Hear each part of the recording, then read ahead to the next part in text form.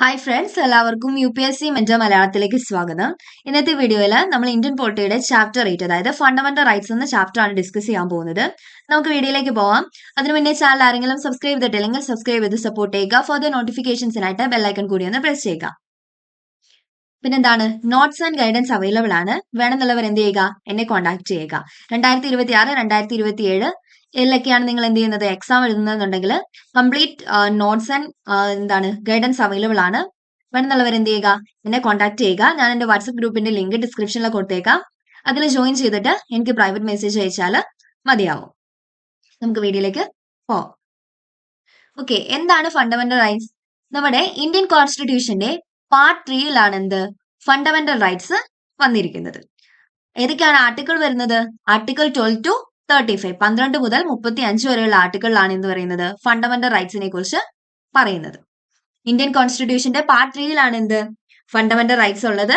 അതിൽ ആർട്ടിക്കിൾസ് വരുന്ന ഏതൊക്കെയാണ്? ആർട്ടിക്കിൾ 12 തൊട്ട് 35 വരെ. എന്തിൽ നിന്ന് ഇൻസ്പിറേഷൻ സ്വീകരിച്ചിട്ടാണ് ഫണ്ടമെന്റൽ റൈറ്റ്സ് കൊണ്ടുവരുന്നത്?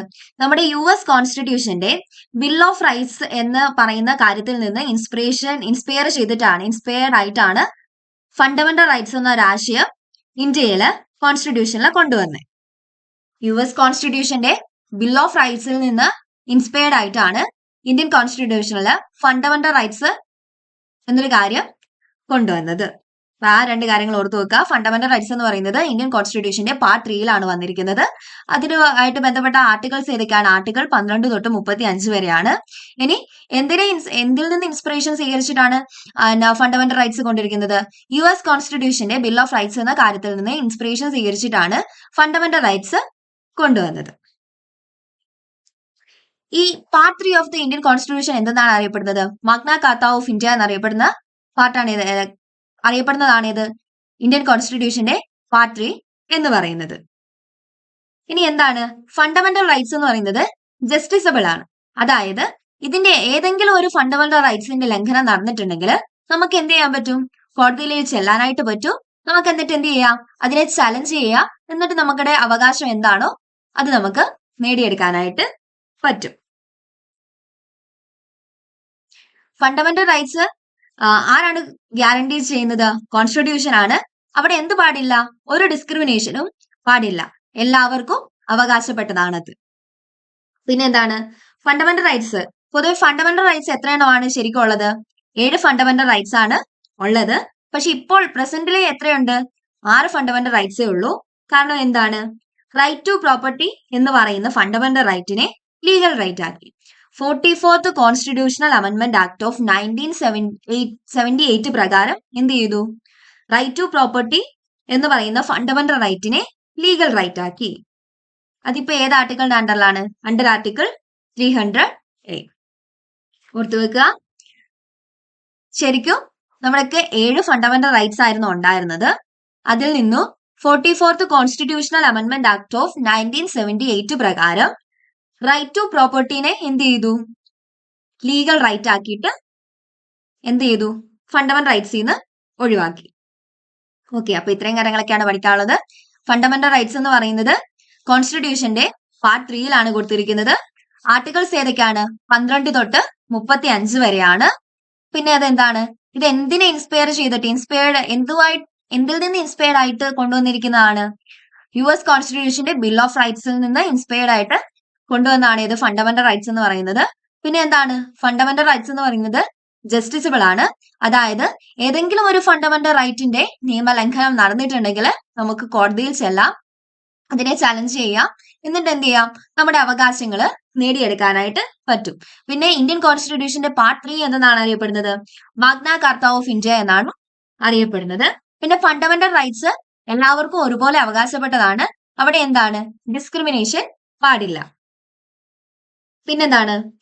ശരിക്കും 7 ഫണ്ടമെന്റൽ റൈറ്റ്സ് ആണുള്ളത്. ഇപ്പോൾ എത്രയാണ് ഉള്ളത്? 6 ഫണ്ടമെന്റൽ റൈറ്റ്സ് ആണുള്ളത്.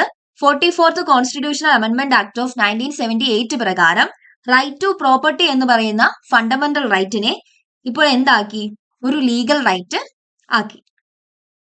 ഓക്കെ, അപ്പൊ ഇത്രയും കാര്യങ്ങളാണ് ആദ്യം ഇതിൽ പഠിക്കാനായിട്ടുള്ളത്. ഇനി എന്തൊക്കെയാണ് ഫണ്ടമെന്റൽ റൈറ്റ്സിന്റെ ഫീച്ചേഴ്സ് എന്ന് നമുക്ക് നോക്കാം.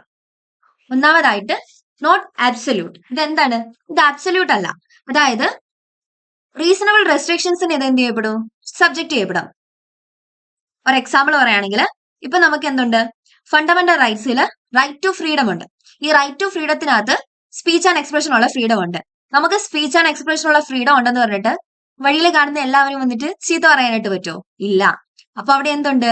റീസണബിൾ റെസ്ട്രിക്ഷൻ ആ ഒരു ഫണ്ടമെന്റൽ റൈറ്റിന്റെ മേളില് ഉണ്ട്. അതുകൊണ്ടാണ് എന്തെന്ന് പറയുന്നത്? ഇതിന്റെ ഒരു ഫീച്ചർ പറയുന്നത് not absolute. Fundamental rights are not absolute. ഇനി രണ്ടാമത്തെയാണ് ജസ്റ്റിസബിൾ. അതായത് നമ്മൾ പഠിച്ചു എന്താണ്? ഏതെങ്കിലും ഒരു ഫണ്ടമെന്റൽ റൈറ്റ്സിന്റെ ലംഘനം നടന്നിട്ടുണ്ടെങ്കിൽ നമുക്ക് എന്ത് ചെയ്യാൻ പറ്റും? ആ ഒരു ഫണ്ടമെന്റൽ റൈറ്റിനെ നമുക്ക് കോടതിയിൽ ചെല്ലാം, എന്നിട്ട് അതിനെ ചാലഞ്ച് ചെയ്യാം, എന്നിട്ട് എന്ത് ചെയ്യാം? നമുക്ക് ആ ഒരു ഫണ്ടമെന്റൽ റൈറ്റ് നേടിയെടുക്കാം. അതുകൊണ്ടാണ് ഇതിനെ എന്തെന്ന് പറയുന്നത്? ജസ്റ്റിസബിൾ എന്ന് പറയുന്നത്. ഇത് രണ്ടാമത്തെ ഫീച്ചറാണ്. ഒന്നാമത്തെ ഫീച്ചർ ഏതാണ്? Not absolute. രണ്ടാമത്തെ ഫീച്ചർ ഏതാണ്? ജസ്റ്റിസബിൾ. മൂന്നാമത്തെ ഫീച്ചർ ഏതാണ്? Protected by constitution. അതായത് സ്റ്റേറ്റിന് ഒരിക്കലും ഈ ഫണ്ടമെന്റൽ റൈറ്റിനെ വയലേറ്റ് ചെയ്യാനായിട്ട് പറ്റത്തില്ല. മൂന്നാമത്തെ ഫീച്ചർ ഏതാണ്? പ്രൊട്ടക്റ്റഡ് ബൈ കോൺസ്റ്റിറ്റ്യൂഷൻ എന്ന് വെച്ചാൽ എന്താണ്? സ്റ്റേറ്റിന് ഒരിക്കലും നമ്മുടെ ഫണ്ടമെന്റൽ റൈറ്റിനെ വയലേറ്റ് ചെയ്യാനായിട്ട് പറ്റത്തില്ല. ഇനി അടുത്ത ഫീച്ചർ ആണ് സസ്പെൻഷൻ ഡ്യൂറിങ് എമർജൻസി. അതായത് ഒരു നാഷണൽ എമർജൻസിയുടെ ടൈമിൽ എന്ത് ചെയ്യപ്പെടും? നമ്മുടെ ഫണ്ടമെന്റൽ റൈറ്റ്സ് സസ്പെൻഡ് ചെയ്യപ്പെടും. അതില് ഏതാണ്? ആർട്ടിക്കിൾ 20 and 21 എന്ത് ചെയ്യപ്പെടത്തില്ല? സസ്പെൻഡ് ചെയ്യപ്പെടത്തില്ല. ഇത് നാഷണൽ എമർജൻസിയുടെ കേസിലാണ്. അതായത് ഒരു നാഷണൽ എമർജൻസിയുടെ ടൈമിലാണെങ്കിൽ നമ്മുടെ എല്ലാ ഫണ്ടമെന്റൽ റൈറ്റ്സും സസ്പെൻഡ് ചെയ്യപ്പെടും. അങ്ങനെ സസ്പെൻഡ് ചെയ്യപ്പെടാത്ത രണ്ട് റൈറ്റ്സേ ഉള്ളൂ. ഏതൊക്കെയാണ്? Article 20 and 21. ഇനി ഒരു ഇന്റേണൽ എമർജൻസി, അതായത് ഒരു ആർമഡ് റിബല്യൻ അങ്ങനെ എന്തെങ്കിലും ഒരു ഇന്റേണൽ എമർജൻസിയുടെ ടൈമിലാണെങ്കിൽ എല്ലാ ഫണ്ടമെന്റൽ റൈറ്റ്സും സസ്പെൻഡ് ചെയ്യപ്പെടും. ഏതൊഴികെ? ആർട്ടിക്കിൾ 19 ഒഴികെയുള്ള എല്ലാ ഫണ്ടമെന്റൽ റൈറ്റ്സും സസ്പെൻഡ് ചെയ്യപ്പെടും. ഓർത്തു വെക്കുക, ഒരു നാഷണൽ എമർജൻസിയുടെ ടൈമിൽ ഫണ്ടമെന്റൽ റൈറ്റ്സ് സസ്പെൻഡ് ചെയ്യപ്പെടും. സസ്പെൻഡ് ചെയ്യപ്പെടാത്ത രണ്ട് ആർട്ടിക്കിൾസേ ഉള്ളൂ. ഏതാണ്? Article 20 and 21. ഇനിയിപ്പോ നാഷണൽ എമർജൻസി, ഓക്കെ, ഇന്റേണൽ എമർജൻസിയുടെ ടൈമിലാണെങ്കിൽ സസ്പെൻഡ് ചെയ്യപ്പെടാത്തത് ഏതാണ്? ആർട്ടിക്കിൾ 19 ആണ്. അതൊന്ന് ഓർത്ത് വെച്ചാൽ മതിയാവും. പിന്നെന്താണ്? ഫണ്ടമെന്റൽ റൈറ്റ്സിനെ നമുക്ക് അമെന്റ് ചെയ്യാനായിട്ട് പറ്റും. പാർലമെന്റിന് അമെന്റ് ചെയ്യാനായിട്ട് പറ്റും. ഏതാണ്? Under article 368. ആർട്ടിക്കിൾ 368 പ്രകാരം പാർലമെന്റിന് ഫണ്ടമെന്റൽ റൈറ്റ്സിനെ അമെന്റ് ചെയ്യാനായിട്ട് പറ്റും. പിന്നെ എന്തുണ്ട്? പാർലമെന്റിന്, അതായത് പാരാമിലിറ്ററി ഫോഴ്സസ്, ആർംഡ് ഫോഴ്സസ്, എന്താണ്, ഇന്റലിജൻസ് ഏജൻസീസ്, ഇവിടെയൊക്കെ എന്താണ്? പാർലമെന്റിന് ഫണ്ടമെന്റൽ റൈറ്റ്സിനെ റെസ്ട്രിക്ട് ചെയ്യാനായിട്ട് പറ്റും. ഇത് പറയുന്ന ആർട്ടിക്കിൾ ആണ് ഇത് ആർട്ടിക്കിൾ 33 എന്ന് പറയുന്നത്. ഓർത്തു വെക്കുക, പാർലമെന്റിന് ഫണ്ടമെന്റൽ റൈറ്റ്സിനെ റെസ്ട്രിക്ട് ചെയ്യാനായിട്ട് പറ്റും. ആർക്കൊക്കെ? Armed forces, paramilitary forces, police forces, intelligence agencies, ഇവിടെയൊക്കെ എന്താണ്? പാർലമെന്റിന് നമ്മുടെ ഫണ്ടമെന്റൽ റൈറ്റ്സിനെ റെസ്ട്രിക്ട് ചെയ്യാനായിട്ട് പറ്റും. ഇത് പറഞ്ഞു വെക്കുന്ന ആർട്ടിക്കിൾ ആണ് ഇത് ആർട്ടിക്കിൾ 33 എന്ന് പറയുന്നത്. ഇനി ആർട്ടിക്കിൾ 34 അതെന്താണ്? അതായത് ഫണ്ടമെന്റൽ റൈറ്റ്സിനെ റെസ്ട്രിക്ട് ചെയ്യാൻ പറ്റും. ഏതൊരു ടൈമില്? ഒരു മാർഷൽ ലോ ഒക്കെ വരുന്ന ടൈമിൽ, അതായത് പട്ടാള ഭരണമൊക്കെ വരുന്ന സമയത്ത് എന്താണ്? ഫണ്ടമെന്റൽ റൈറ്റ്സിനെ റെസ്ട്രിക്ട് ചെയ്യാനായിട്ട് പറ്റും. അത് പറഞ്ഞു വെക്കുന്ന ആർട്ടിക്കിൾ ഏതാണ്? ആർട്ടിക്കിൾ 34. അപ്പൊ ഇത്രയും കാര്യങ്ങളാണ് ഫീച്ചേഴ്സിനായിട്ട് പഠിക്കാനായിട്ടുള്ളത്. ഫീച്ചേഴ്സിൽ പഠിക്കാനുള്ളത് ഏതൊക്കെയാണ്? ഒന്നാമത്തെ ഫീച്ചർ ആണ് നോട്ട് അബ്സല്യൂട്ട്. അതെന്താണ്? റീസണബിൾ റെസ്ട്രിക്ഷൻസ് ഒക്കെ ഉണ്ടാവും. പിന്നെ രണ്ടാമത്തേതാണ് ജസ്റ്റിസബിൾ. നമുക്ക് കോർട്ടിൽ പോയിട്ട് ഏതെങ്കിലും ഒരു ഫണ്ടമെന്റൽ റൈറ്റിനെ ലംഘനം നടന്നിട്ടുണ്ടെങ്കിൽ നമുക്ക് കോർട്ടിൽ പോയിട്ട് അതിനെ ചലഞ്ച് ചെയ്തിട്ട് നമുക്ക് നമ്മുടെ ഫണ്ടമെന്റൽ റൈറ്റ് നേടിയെടുക്കാം. പിന്നെ എന്താണ്? Protected by constitution. അതായത് സ്റ്റേറ്റിന് വയലേറ്റ് ചെയ്യാനായിട്ട് പറ്റത്തില്ല ഫണ്ടമെന്റൽ റൈറ്റ്സിനെ. ഇനി നാലാമത്തെ ഫീച്ചർ എന്താണ്? Suspension during emergency. നാഷണൽ എമർജൻസിയുടെ ടൈമിൽ എന്താണ്? ഫണ്ടമെന്റൽ റൈറ്റ്സ് സസ്പെൻഡ് ചെയ്യപ്പെടും. ആർട്ടിക്കിൾ 20 and 21 എന്ത് ചെയ്യപ്പെടില്ല? സസ്പെൻഡ് ചെയ്യപ്പെടത്തില്ല. ഇനി ഇന്റേണൽ എമർജൻസി ആണെങ്കിൽ അവിടെ എല്ലാ ഫണ്ടമെന്റൽ റൈറ്റ്സും സസ്പെൻഡ് ചെയ്യപ്പെടും. ഏതാണ് സസ്പെൻഡ് ചെയ്യപ്പെടാത്ത ആർട്ടിക്കിൾ? Article 19 suspend ചെയ്യപ്പെടത്തില്ല. പിന്നെ എന്താണ്? ആർട്ടിക്കിൾ 368 പ്രകാരം പാർലമെന്റിന് ഫണ്ടമെന്റൽ റൈറ്റ്സിനെ എന്ത് ചെയ്യാം? അമെന്റ് ചെയ്യാനായിട്ട് പറ്റും. പിന്നെ പാർലമെന്റിന് ഫണ്ടമെന്റൽ റൈറ്റ്സിനെ റെസ്ട്രിക്ട് ചെയ്യാനായിട്ട് പറ്റും. ആർക്കൊക്കെ? Armed forces, paramilitary forces, police forces, intelligence agencies, ഇവിടെയൊക്കെ എന്താണ്?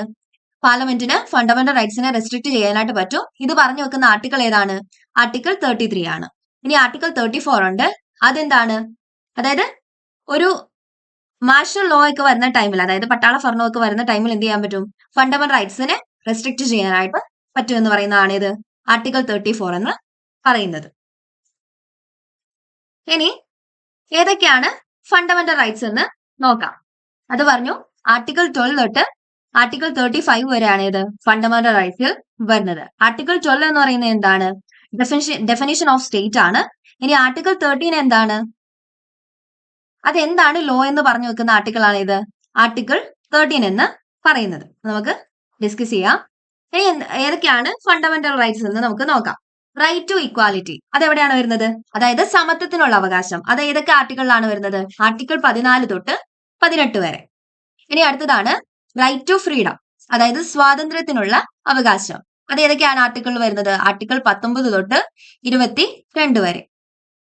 അടുത്തതാണ് റൈറ്റ് എഗെയിൻസ്റ്റ് എക്സ്പ്ലോയിറ്റേഷൻ, അതായത് ചൂഷണത്തിനെതിരെയുള്ള അവകാശം. അത് ഏതൊക്കെ ആർട്ടിക്കിളാണ് വരുന്നത്? Article 23 and 24.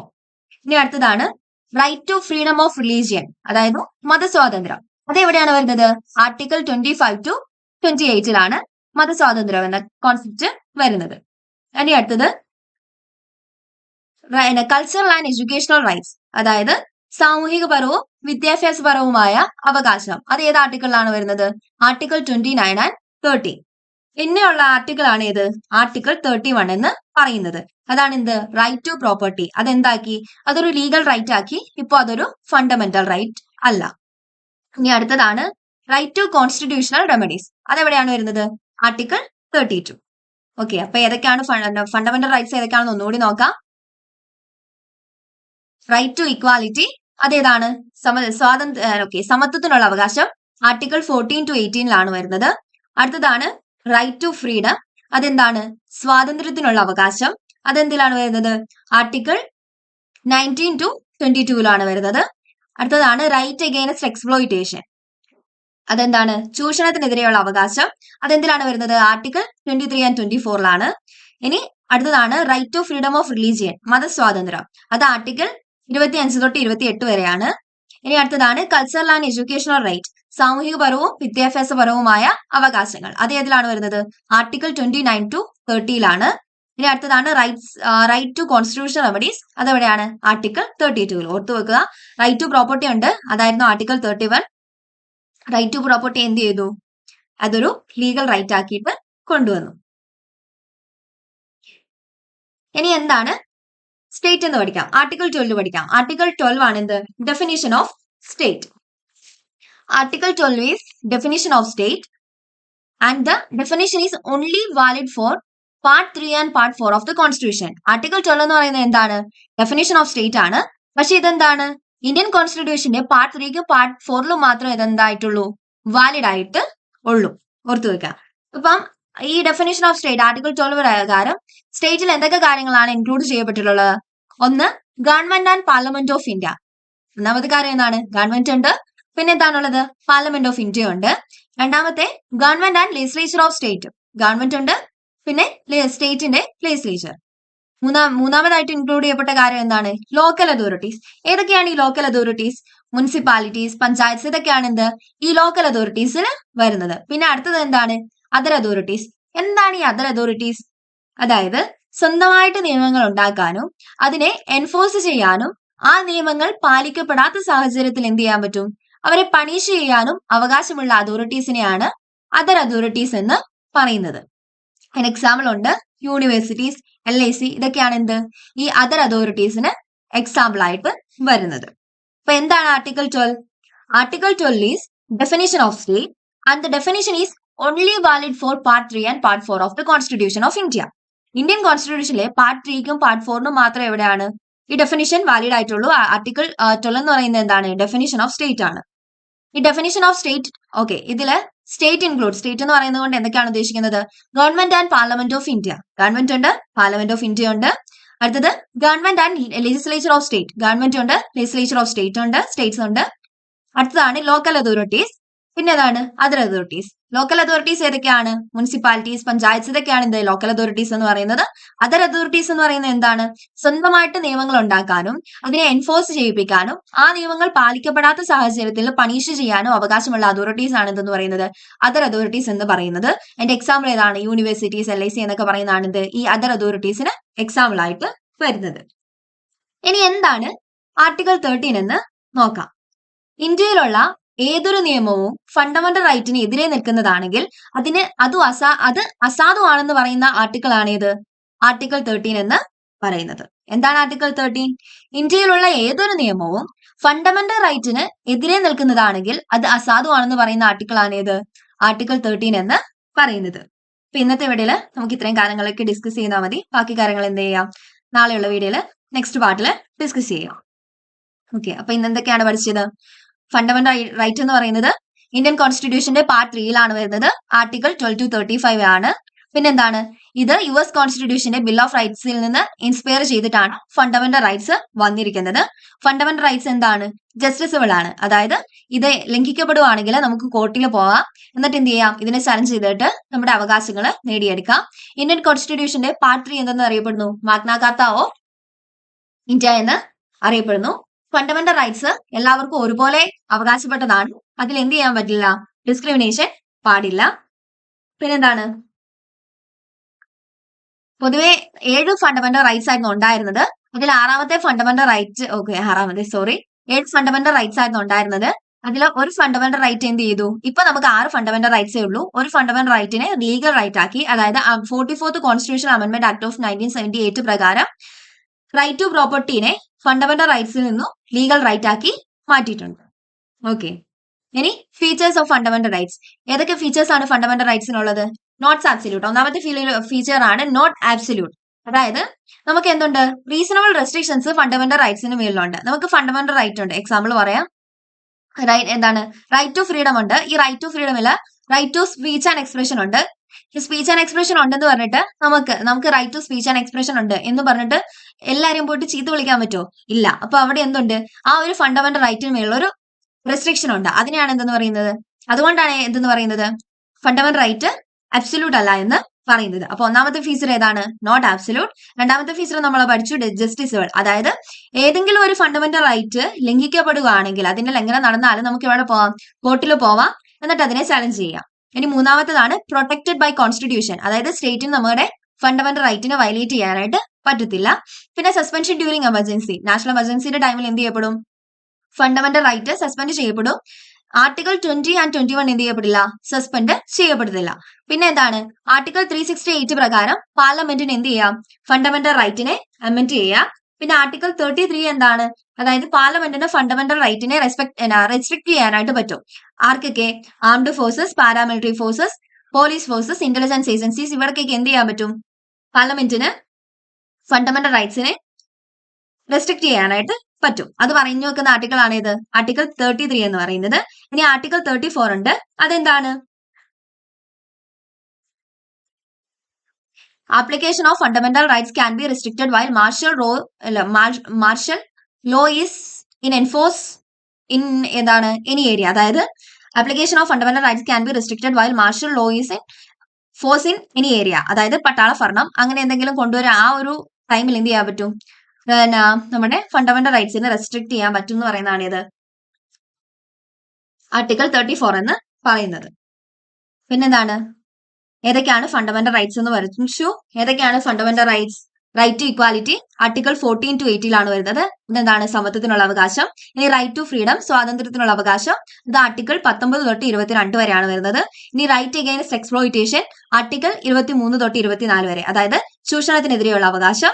ഇനി right to freedom of religion, അതായത് മതസ്വാതന്ത്ര്യം, അതേതാണ്? ആർട്ടിക്കിൾ 25 തൊട്ട് 28 വരെയാണ് വരുന്നത്. ഇനി കൾച്ചറൽ ആൻഡ് എഡ്യൂക്കേഷണൽ റൈറ്റ്സ്, അതായത് സാമൂഹികപരവും വിദ്യാഭ്യാസപരവുമായ റൈറ്റ്സ്, അത് ഏതിലാണ് വരുന്നത്? ആർട്ടിക്കിൾ 29 to 30 ഇനി റൈറ്റ് ടു പ്രോപ്പർട്ടി ആർട്ടിക്കിൾ 31 വരുന്നത്. പക്ഷെ അതിപ്പോ ഫണ്ടമെന്റൽ റൈറ്റ് അല്ല, ലീഗൽ റൈറ്റ് ആണ്. ഇനി റൈറ്റ് ടു കോൺസ്റ്റിറ്റ്യൂഷൻ റെമഡീസ്, അതെവിടെയാണ് വരുന്നത്? ആർട്ടിക്കിൾ 32 വരുന്നത്. ഇനി ആർട്ടിക്കിൾ 12 എന്ന് പറയുന്നത് എന്താണ്? ഡെഫിനേഷൻ ഓഫ് സ്റ്റേറ്റ് ആണ്. ഇനി ആർട്ടിക്കിൾ 13 എന്ന് പറയുന്നത് എന്താണ് ലോ എന്ന് പറഞ്ഞു വെക്കുന്ന ആർട്ടിക്കിൾ ആണ് ഇത് ആർട്ടിക്കിൾ 13 എന്ന് പറയുന്നത്. ഓർത്ത് വെക്കേണ്ട 2 ആർട്ടിക്കിൾ ആണ്. Article 32 and 33 and 34. 33 എന്താണ്? പാർലമെന്റിന് ഫണ്ടമെന്റൽ റൈറ്റ്സിനെ റെസ്ട്രിക്ട് ചെയ്യാനായിട്ട് പറ്റും. ആർക്കൊക്കെ? Armed forces, paramilitary forces, police forces, intelligence agencies. ഇനി ആർട്ടിക്കിൾ 34 എന്ന് പറയുന്നതാണ് application of fundamental rights can be restricted while martial law is in force in any area. ഏതെങ്കിലും ഒരു ഏരിയയിൽ എന്താണ് പട്ടാള ഭരണം കൊണ്ടുവരാം, ആ ഒരു രീതിയിലുള്ള കാര്യങ്ങൾ കൊണ്ടുവരുവാണെങ്കിൽ എന്ത് ചെയ്യാൻ പറ്റും? അവിടെയും ഫണ്ടമെന്റൽ റൈറ്റ്സിനെ റെസ്ട്രിക്ട് ചെയ്യാൻ പറ്റും എന്ന് പറയുന്ന ആർട്ടിക്കിളാണ് ഇത് ആർട്ടിക്കിൾ 34 എന്ന് പറയുന്നത്. അപ്പൊ ഇത്രയും കാര്യങ്ങളൊക്കെ ഉള്ളൂ ഇന്നത്തെ വീഡിയോ ഡിസ്കസ് ചെയ്യാനായിട്ട്. എന്താണ് വീഡിയോ ഉപകാരപ്പെട്ടുവെങ്കിൽ എന്ത് ചെയ്യുക? ലൈക്ക് ചെയ്യുക, ചാനൽ ഒന്ന് സബ്സ്ക്രൈബ് ചെയ്ത് സപ്പോർട്ട് ചെയ്യുക. ഫർദർ നോട്ടിഫിക്കേഷൻസിനായിട്ട് ബെല്ലൈക്കൺ കൂടി ഒന്ന് പ്രസ് ചെയ്യുക. നോട്ട്സ് ആൻഡ് ഗൈഡൻസ് അവൈലബിൾ ആണ്. എന്താണ് വേണമെന്നുള്ളവരെ എന്നെ കോൺടാക്ട് ചെയ്യുക. ഞാൻ എന്റെ വാട്സ്ആപ്പ് ഗ്രൂപ്പിന്റെ ലിങ്ക് ഡിസ്ക്രിപ്ഷനിൽ കൊടുത്തേക്കാം. അതിൽ ജോയിൻ ആയിട്ട് എനിക്ക് പ്രൈവറ്റ് മെസ്സേജ് ചെയ്താൽ മതിയാവും. Okay, thank you.